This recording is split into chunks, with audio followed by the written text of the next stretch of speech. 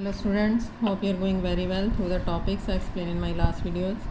Today I explain you examples of exercise 3.2.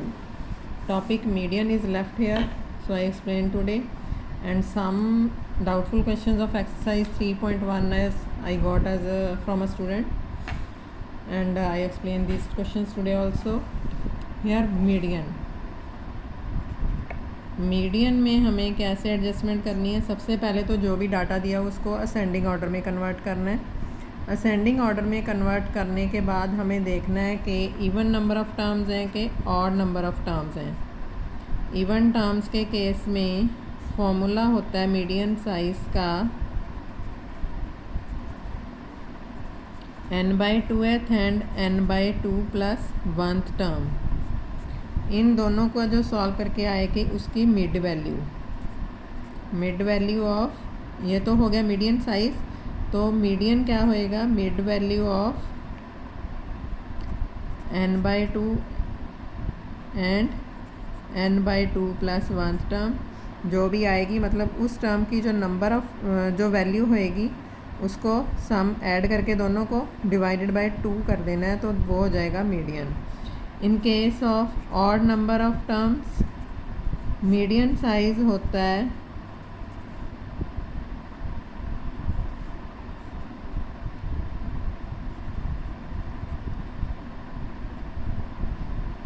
Median size लेंगे हम इसमें ओनली n + 1/2। इसमें कंफ्यूज नहीं होना, ये n/2 + 1 है, मतलब n को पहले 2 से डिवाइड करके फिर उसमें +1 करना है, और यहाँ पे हमें n में पहले +1 करना है, डिवाइडेड बाय 2 बाद में करना है। तो जो टर्म आएगी वो वाली टर्म इसकी मीडियन की वैल्यू आएगी, उस टर्म की value median is equal to that term. अब मैं आपको क्वेश्चन एक्सप्लेन करती हूँ तो आपको अच्छे से समझ आ जाएगा, ऐसे क्लियर नहीं होएगा।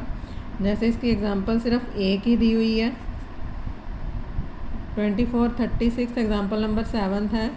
Find the median of data. सबसे छोटी टर्म है इसमें 17।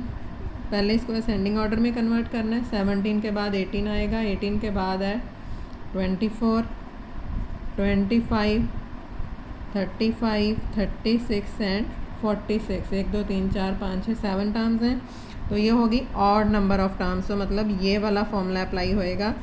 तो यहाँ पे हम फाइंड करेंगे मीडियन साइज, दैट इज़ 7 + 1/2 8, 8/2 हो जाएगी 4th टर्म। तो जो मीडियन होएगी 4th टर्म है 25।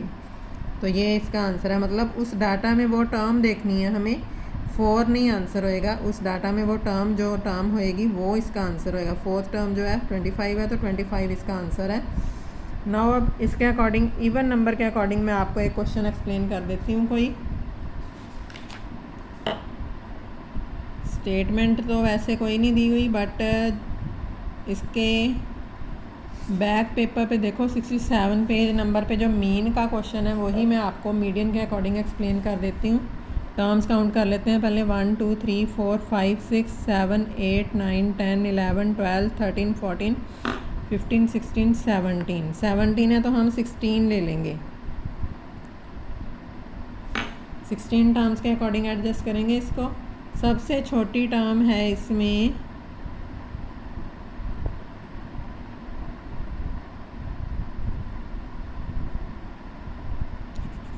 101। असेंडिंग ऑर्डर में कन्वर्ट करेंगे। 102 नहीं है, 3 नहीं है, 4 2 है, 102। 3 नहीं है, 4 5 6 है, 7 8 9 9 है, 10 110 110 2 टाइम है, 11 9 12 112 है, 13 14 15 3 टाइम, 1 2 3 4 5, 5 टाइम है 15, 2 3 4 5, 16 17 है, 18 19 20 23 25, 1 2 3 4 5 6 7 8 9 10 11 12 13 14 15 16, कोई बीच में से छूट गई है टर्म। 101 102 106 109 110 2 टाइम, 112 115 5 टाइम, फिर 17 22 टाइम था, हमने 1 टाइम लिया है। अच्छा, इसी टर्म के अकॉर्डिंग 16 टर्म्स है तो मीडियन साइज़ क्या होएगा? According to even number of terms के अकॉर्डिंग हम पहले मीडियन साइज़ फाइंड करेंगे, that is n/2th term and n/2 + 1th term. n/2th हो जाएगा 16/2 एंड ये हो जाएगा 16/2 + 1, that is 8th and 9th term. अब इसमें देखो 8th एंड 9th टर्म कौन सी? 1 2 3 4 5 6 7 8 एंड दिस इज़ 9, तो मीडियन क्या हो जाएगी इसकी वैल्यू? 115 + 115, मतलब जो ये टर्म्स थी उन दोनों को प्लस करके डिवाइडेड बाय 2, तो इसका तो आंसर सेम ही आएगा 115 ही। तो इसके अकॉर्डिंग आपको ये सॉल्व करने हैं। अगर यहाँ पे कोई और टर्म्स हैं जैसे 115 है, दूसरी 120 है, तो उन दोनों को प्लस करके 115 + 120/2, तो प्लस करके डिवाइडेड बाय 2 एडजस्ट करके फिर आंसर शो करना है। तो इसी तरह से आपको इवन नंबर ऑफ टर्म्स के अकॉर्डिंग आंसर सॉल्व करना है। Now you can solve the questions of exercise and exercise 3.1 में से मुझे डाउट्स मिले हैं 2-3, आई विल एक्सप्लेन दिस। इसमें जो क्वेश्चन नंबर फर्स्ट है, find the range of Heights of any 10 students of your class. इसमें आप अपनी तरफ से ही हाइट्स ऑफ स्टूडेंट्स लोगे, जैसे 121 inches, 125 inches, 115 inches, 117 inches, 135 inches, 140 inches, 129 inches, 123 inches, 133 inches, 138 inches, इस तरह से 10 ले लो, 5 6 7 8 9 10, these are the heights of 10 students. उसके बाद इनकी मीन फाइंड कर लो सिंपली, कोई भी आ जाए वैल्यू, कोई चक्कर नहीं है। तो question number third is the doubt of a student here. Third is find the mean of first 5 whole numbers. Whole numbers होते हैं 0 से स्टार्ट, फर्स्ट 5 होल नंबर्स 0 1 2 3 4, इनको प्लस कर दो मीन के लिए, मीन फाइंड करनी है ना इनकी। 1 + 2 + 3 + 4/2, 7 2 9 एंड 1 10, 10/2 5, इसका आंसर ये आएगा। एक क्वेश्चन है मेरे पास doubtful, question number 5th and question number 8th।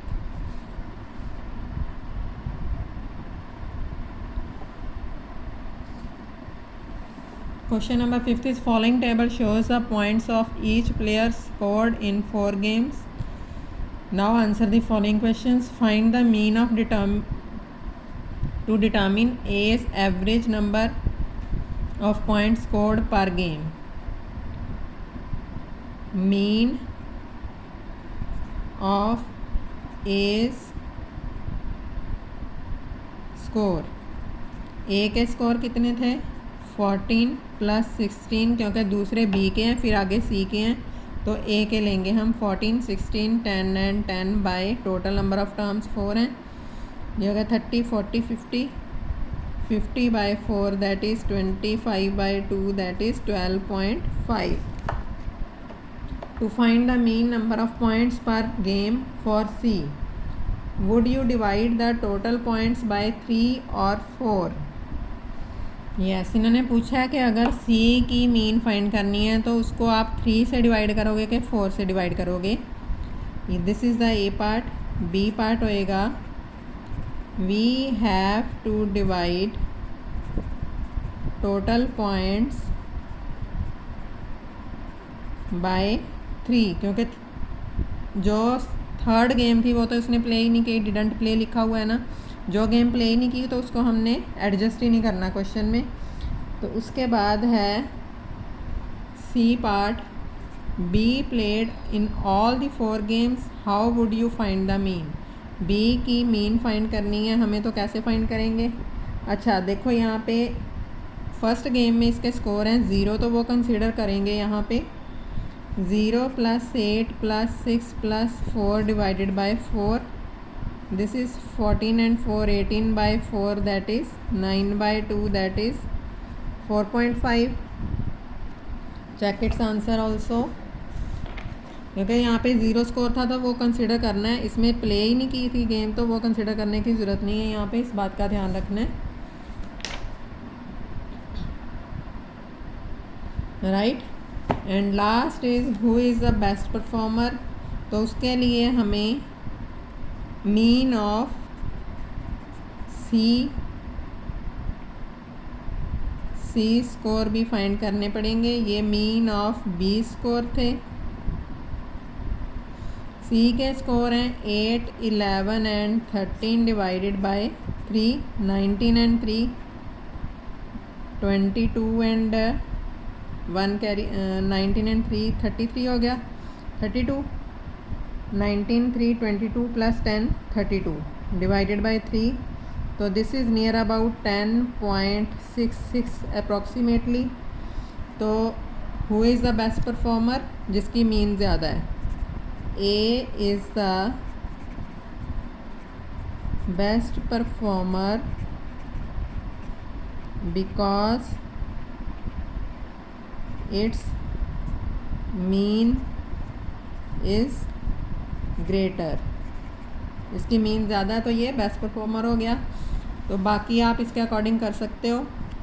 I will explain you question number 8 also, and question number 8 is the rainfall in mm in a city on 7 days of a certain week were recorded as follows. ठीक है, find the range of the rainfall of above data.